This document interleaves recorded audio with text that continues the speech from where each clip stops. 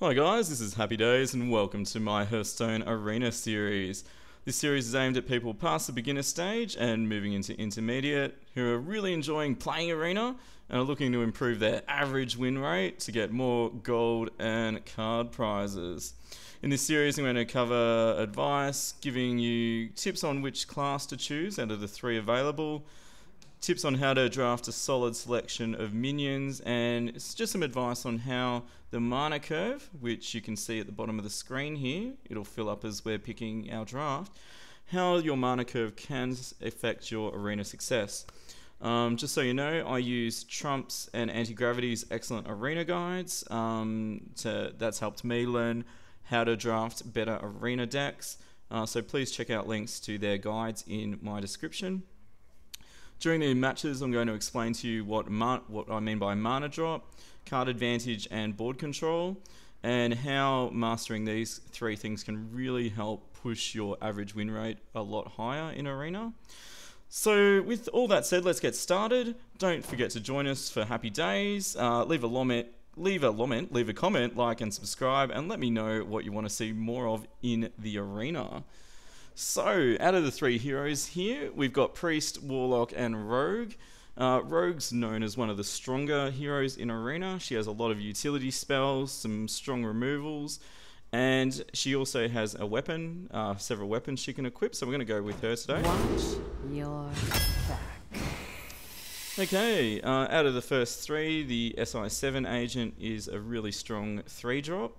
When I talk about a card being a 2-drop or a 3-drop, I'm talking about their mana cost and which turn you can drop them on. So the SI7 agent can be dropped on turn 3, and it has a combo, so if you play a card before it, it'll deal 2 damage to another card. Okay, Assassin's Blade is a great weapon for the Rogue. Dark Iron Dwarf's also a fantastic card, but I'm going to take the Blade. Usually at the start of my draft, I'm going for really strong cards. Okay, not the best 3 cards. Alkali to Pain can be good in some decks. Rogue doesn't have a lot of ways to milk it for extra cards. Although that said, the other two are not much chop, so I'm going to take it anyway. Okay, Conceal is nearly useless. The Narub Weblord is a new card that's been released for the expansion. Although I don't like it because its Battlecry costs more. I use a lot of Battlecry minions. Corehound's not great, but best of the bunch. Okay, Worgen and Harvest are great cards. I like having Worgen as a 1-drop because you can play it on its first turn, and it's stealthed, which means it can't be attacked. Okay, Perdition's Blade is a good weapon for Rogue. Azure Drake is great for all arena decks, but I'm going to take the weapon early. Okay, we will take Shiv for the spell utility and the card draw. Alrighty, Deadly Poison is great, so is Boulder Fist. I think we will go... I have no 6-drops yet, so I'm going to take Boulder Fist.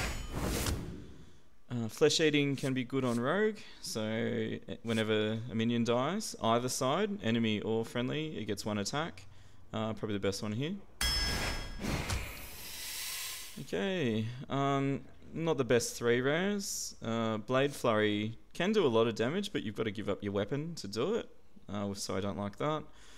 I don't like Arcane Golem because you give your opponent a mana crystal, so I'm going to take Master of Disguise. Okay, as you can see, I'm trying to even out my mana curve as we're going, so it's fairly standard at the moment. Out of these, I'll take the Silver Moon Guardian. So you want to focus on 2, 3, and 4 drops when you're drafting. It's the majority of what you play. Cold Blood can be a great utility card, so I'm going to take that. Assassinate is Rogue's main removal card. A removal is a card that can instantly get rid of one of the enemy's minions. It goes through Divine Shield, it goes through Taunt, it goes through Legendaries. It's just great. Okay, I think for this one, Bloodsail can be good with Rogue because it gets your weapon damage, but that is situational. I like Defias because you can fill the board with it. You get the extra minion if you play it in a combo. I tend to steer towards Defender of Argus because if you've got 2 minions out, they both get taunt and 1/1. 1 health, 1 attack. Good card to have. Okay, Dark Iron Dwarf is a fantastic 4. You don't always play it straight away on a 4-drop, which means when you first get 4 mana, because it does give 2 mana to another minion that is attacking this turn. But that said, if you have minions up on your 4th turn, it's a great card to play. Bloodfen Raptor is actually a very strong 2-drop card. A lot of guides rate it quite highly, usually above average or good. Fan of Knives, I don't tend to get it. 1 damage is not great. If you get a spell damage card +1, it can be alright. I'm going to take the Bloodfen though. These are all not the best, but I'll take another Worgen. This is between Shieldmaster or Tazdingo, as Trump calls it, or Eviscerate. Eviscerate is an excellent card in a combo, 4 damage. You can also hit the hero with it if you need to. I think I will take the spell. Okay, Epics. Preparation I never use. Rogue doesn't have a lot of spells. And if you think about it, you're giving up a card here to save 3 mana on another card. So it essentially doesn't do a lot, especially late game when you have 10 mana a turn. I think South Sea is the best out of these. I'll just see my mana curve again. You want more mana spent earlier, and at most around your 4 drop, and then easing off back there. Sun Fury is good, can give up to 2 minions taunt. Wisp, never pick Wisp, it is weak, even though it's free. Argent can be okay with Divine Shield, but I'm going to take Shiv for more utility. Haunted Creeper is another one of the new cards. It summons 2 1/1s when it dies, says it's Death Rattle. A Death Rattle is something that happens when the card dies. Some are really powerful, this one's pretty average. I'm going to take, I like Charge, but I love when Flesh Eating gets going, it is a heavy hitter. Okay, Scarlet is a fantastic card. Divine Shield means it can take a hit for free. Even if that's 10, 15 damage, it will just dispel the shield. Backstab is a great free spell though, although I will take the Scarlet here. Okay, a lot of guides rate Earthen Ring very high because it can heal 3 health to minions and your hero. Direwolf can be good. I think I'll take the Earthen though. Shadow Step, a lot of people use it with Leroy Jenkins, in constructed play. In Arena it is not quite as useful. I think I will take the Jungle Panther. Just note, probably the 3 curve is a bit higher than I'd usually like it. I'd probably like a couple more 2s and 1 more 4. Venture Co is a really strong card if you play it on the 5th turn because of its really high stats. I'll take another Assassinate. I will take... It's good habit to count your late game and early game cards.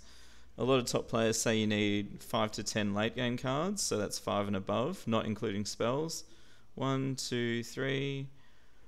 Don't count weapons, don't count spells. So I've only got 3, so I really need some late game cards. So I'm going to take Nightblade.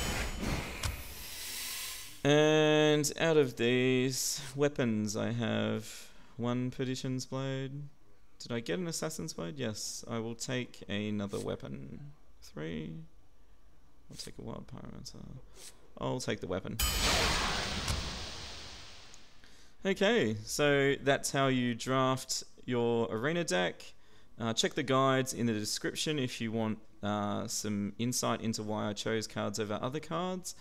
And the mana curve is okay, although I'd probably like less 3, as I said, a bit more 2, and a bit more 4. The reason for that is you've got more chance of getting level 1, 2 and 3 cards in your starting hand, which means you're more likely to get a hand to play straight off the bat and get board control nice and early.